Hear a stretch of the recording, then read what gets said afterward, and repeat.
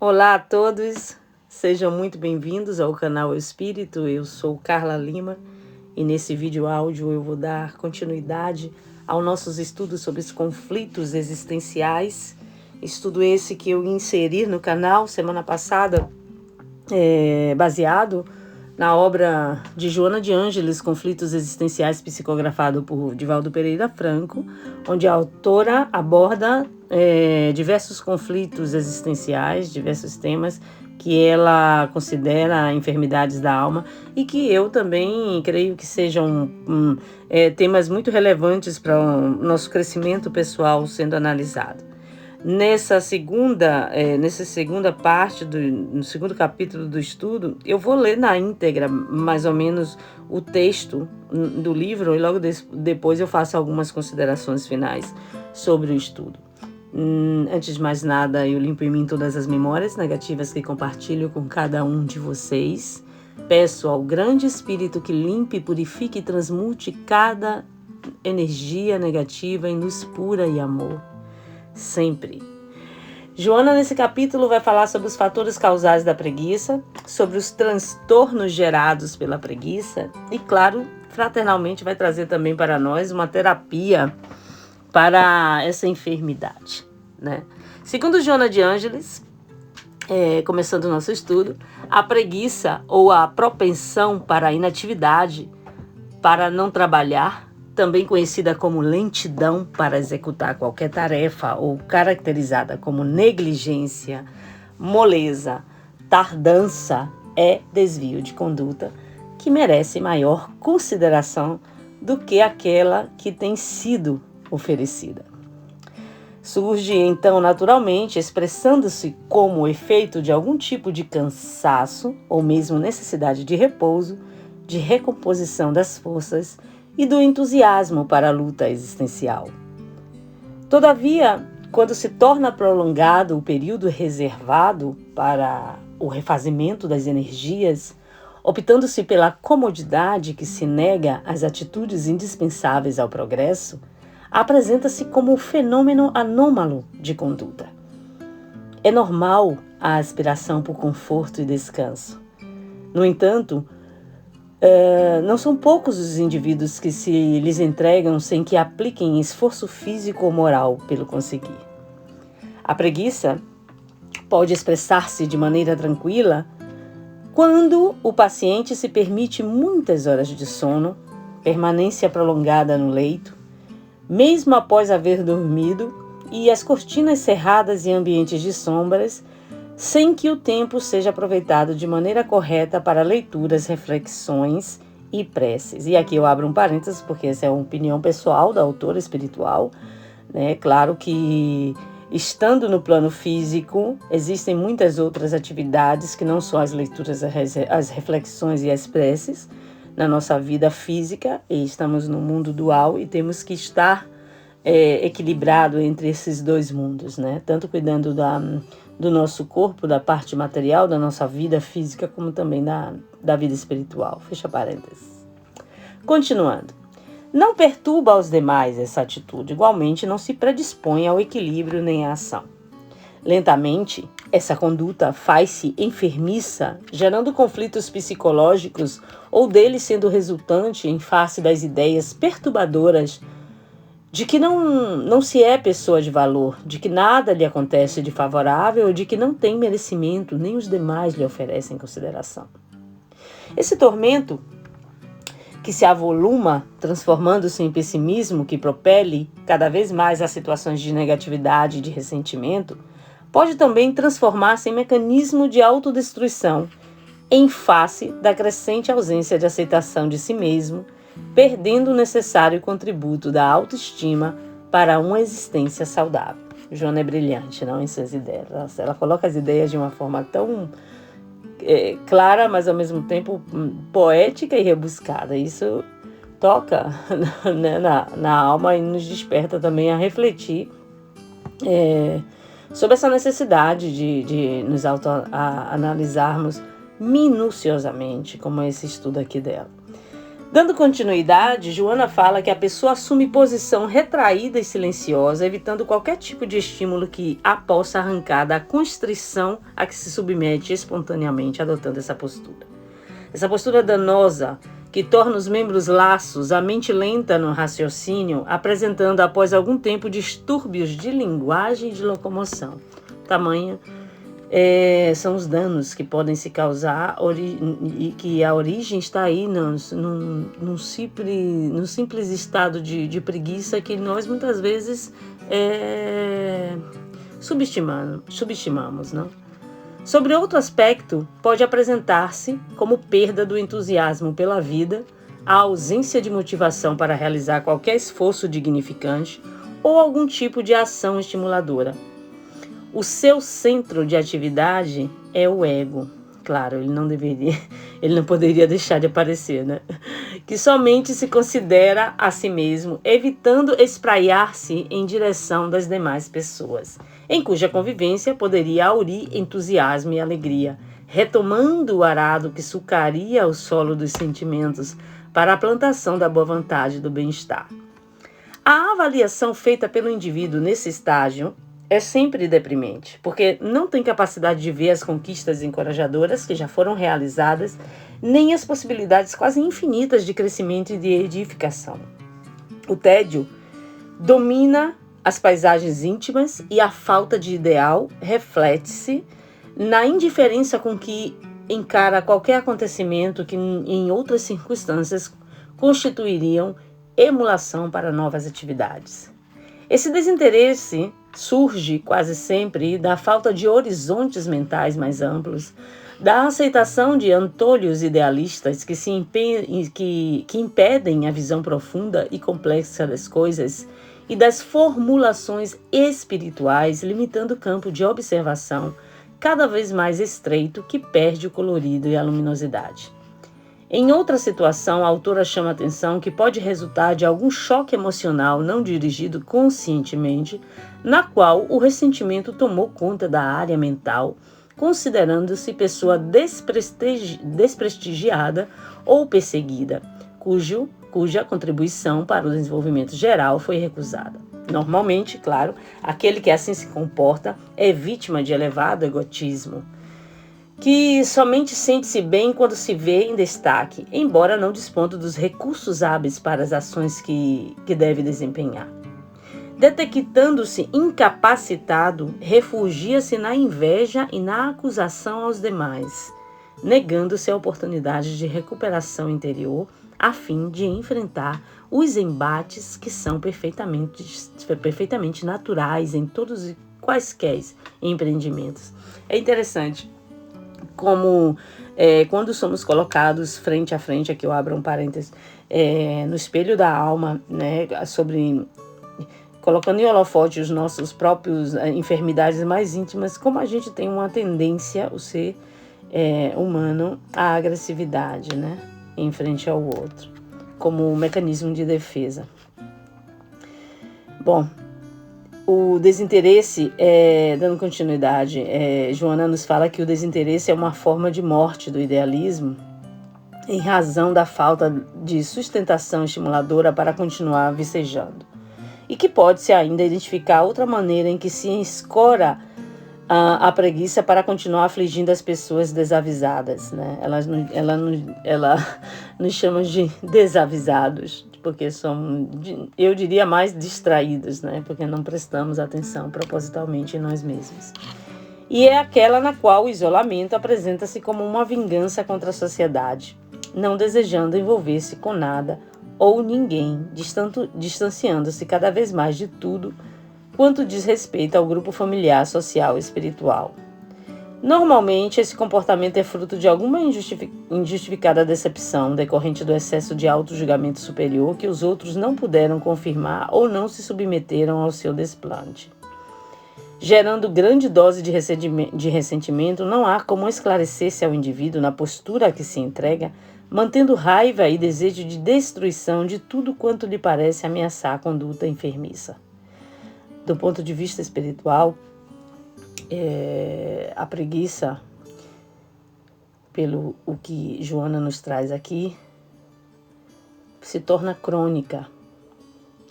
E quando ela se encontra ainda em faixa primária de desenvolvimento, sem as resistências morais para as lutas e nem os valores pessoais, né, para os desafios, diante de qualquer impedimento, ela recua. E aí começamos a acusar os outros ou a nós mesmos, afligindo, se comprazendo para fugir à nossa responsabilidade que nós não desejamos assumir. Por isso eu creio que a preguiça prolongada, do modo como é encarada aqui, né, que é descrita e caracterizada pela autora, pode expressar também uma síndrome de depressão, mediante a qual se instalam esses distúrbios de comportamento afetivo e social. E claro, isso vai gerar um profundo desconforto e ansiedade no ser. Bem, vamos continuar falando sobre os transtornos gerados pela preguiça. Okay? Joana diz que a entrega à ociosidade, mais uma vez ela se acentua nesse termo, torna débil o caráter do indivíduo, impedindo-o de realizar qualquer esforço em favor da recuperação. Sentindo-se bem, de certa forma patologicamente, com a falta de atividade, a tendência é ficar inútil, tornando-se um pesado fardo para a família e para a sociedade. O quão grave e sutil são esses sintomas, né? Em relação a qualquer um dos motivos que se desencadeiam a preguiça, conforme referidos, a baixa autoestima e a fuga psicológica são os fatores predominantes nesse comportamento doentio. O corpo é o instrumento do espírito e não o espírito é o instrumento do corpo. Precisamos entender isso também, né? Que necessita de exercício, de movimentação, de atividade a fim de preservar a própria estrutura. Enquanto o espírito exige reflexões, pensamentos edificantes, contínuos para nutrir-se da energia saudável. O corpo impõe outros deveres a fim de realizar um mister para o qual foi elaborado. A indolência paralisadora pela falta de ação conduz à flacidez muscular, à perda de movimentação e às dificuldades respiratórias, digestivas, levando o indivíduo a um quadro doentio que tende a piorar cada vez mais caso não haja uma reação positiva. Em razão do pessimismo, que se assenhoreia do enfermo, a sua convivência faz-se difícil, o seu isolamento mais o atormenta. Porque a autolamentação passa a contribuir-lhe uma ideia fixa, culpando também as demais pessoas por não se interessarem pelo seu quadro, nem procurarem auxílio, o que equivale a dizer que ficam inúteis também ao seu lado, auxiliando na autocomiseração que experimenta nesse estado, né? Em realidade, essas pessoas não estão pedindo ou desejando ajuda real. Eu creio que antes elas apresentam-se reclamando da falta, né, da sua falta, para melhor comprazer-se na situação a que se entregam espontaneamente.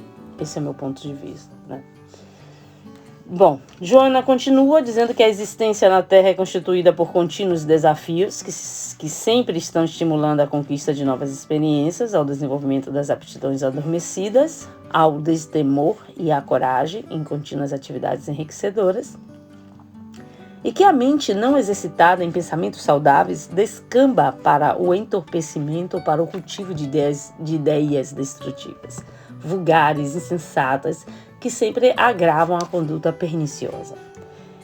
Pensar é bênção, auxiliando a capacidade do raciocínio a fim de poder elaborar projetos e propostas que mantenham o entusiasmo e a alegria de viver.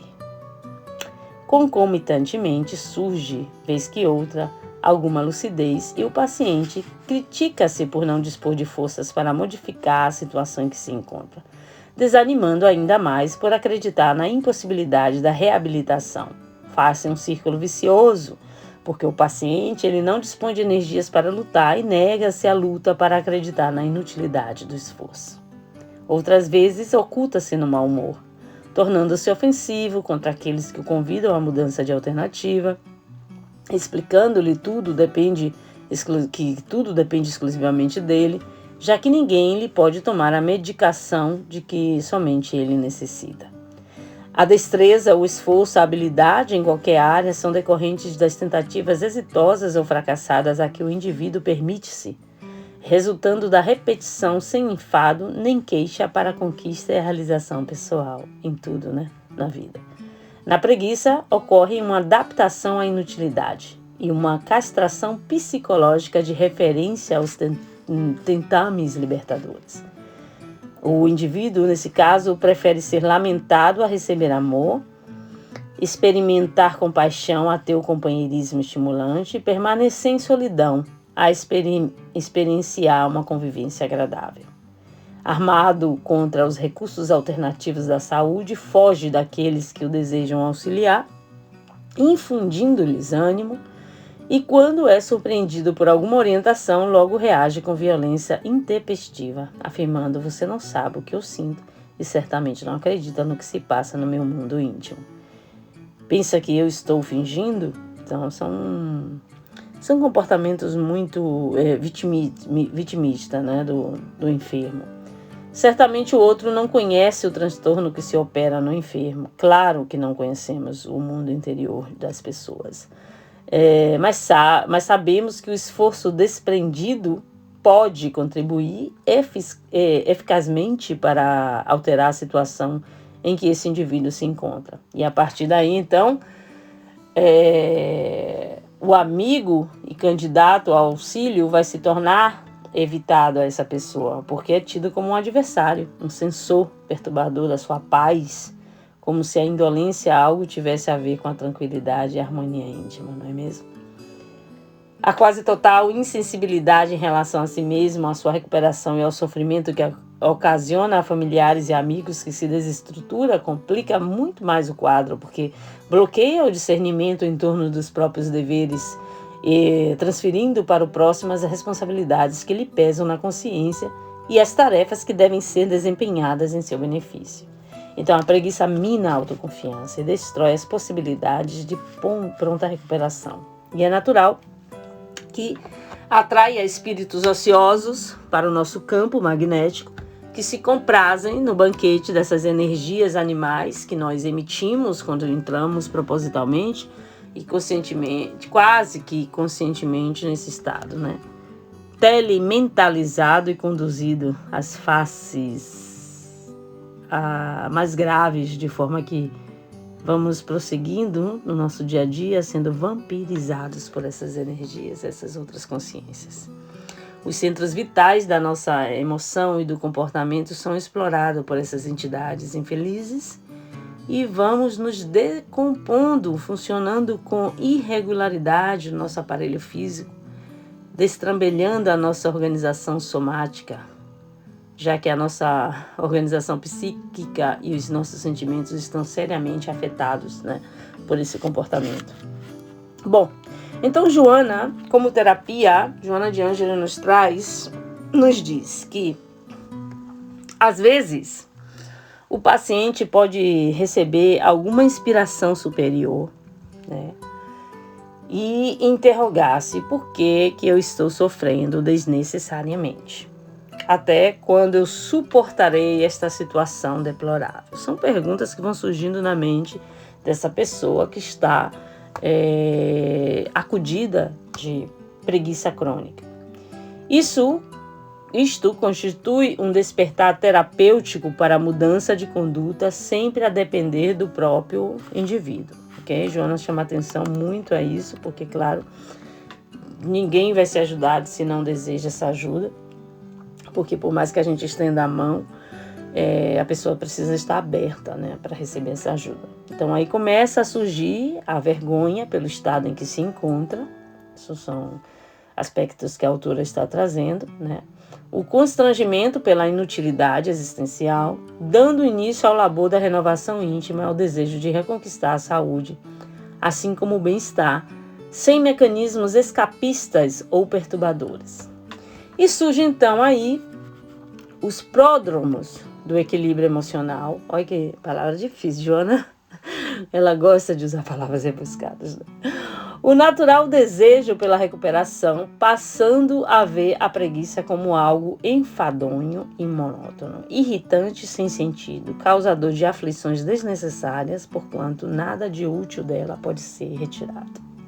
Esse processo inicial de ver essa doença conforme proporciona estímulos para a mudança do comportamento. Aceitação de novos exercícios de despertamento, liberando grande quantidade de energia armazenada que se encontra em nossos corpos, que se encontra impedida de funcionar em razão dos mecanismos de fuga da realidade em que nos abandonamos. O próximo passo, segundo Joana, é a destruição da identidade do preguiçoso, de doente ou inútil, experimentando a alegria que decorre do ato de servir, dos instrumentos ativos para a produção de tudo quando signifique realização pessoal. É tão bonita essa parte, porque ela simplesmente aqui ela já diz qual é o receituário, qual é o medicamento. Servir, colocar-se a serviço do outro. Que belo. Em seguida, caem os antolhos que dificultam a visão global da vida, o ego vai cedendo, a luta, a necessidade de convivência e de compreensão fraternal vai se abrindo espaços emocionais e mentais para mais audaciosas realizações no ser. Isso certamente não se trata de uma simples resolução com efeitos imediatos e miraculosos, que aqui ninguém está trazendo essa proposta, nem a autora, nem muito menos eu.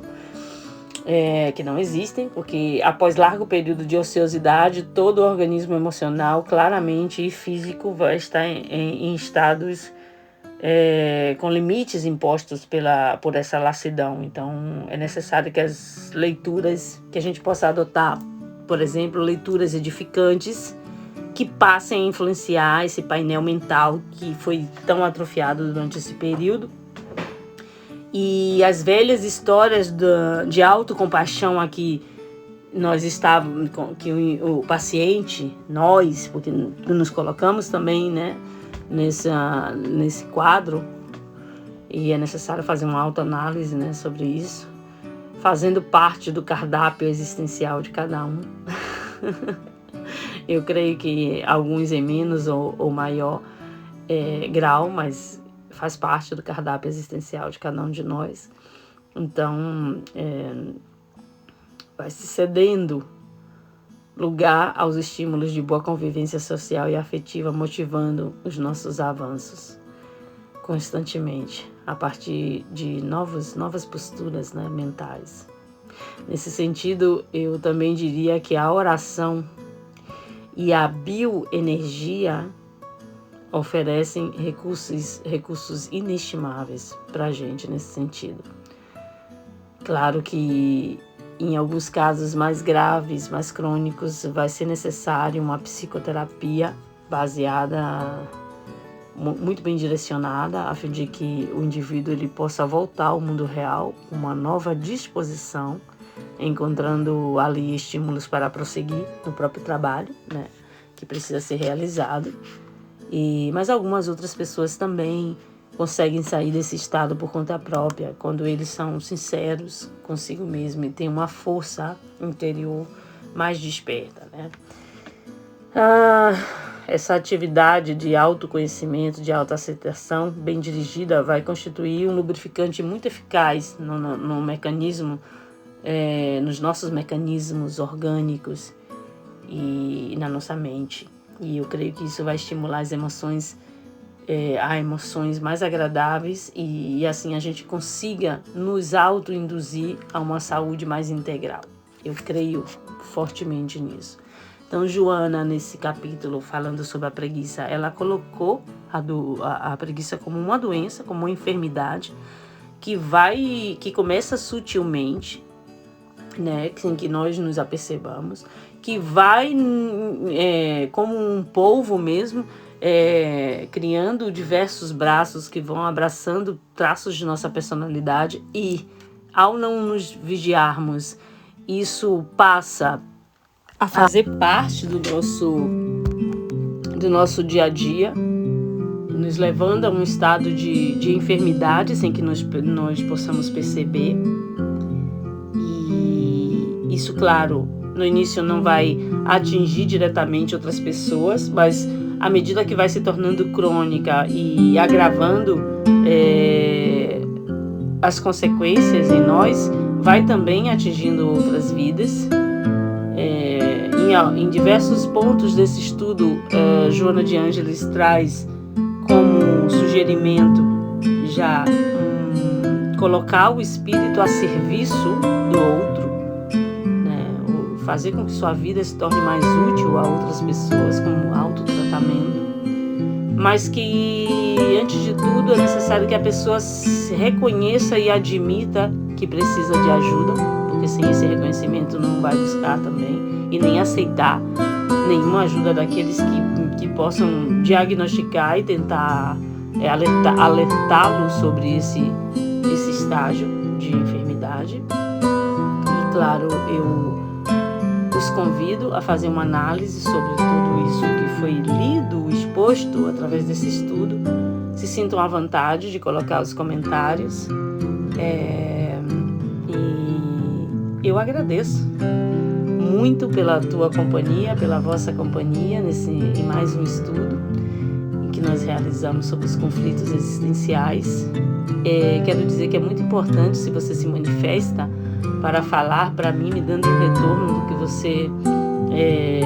você se identificou nos estudos, né? Trazendo outros aspectos, porque cada um de nós somos um universo à parte, então é importante também ter esse feedback da parte de vocês, ok?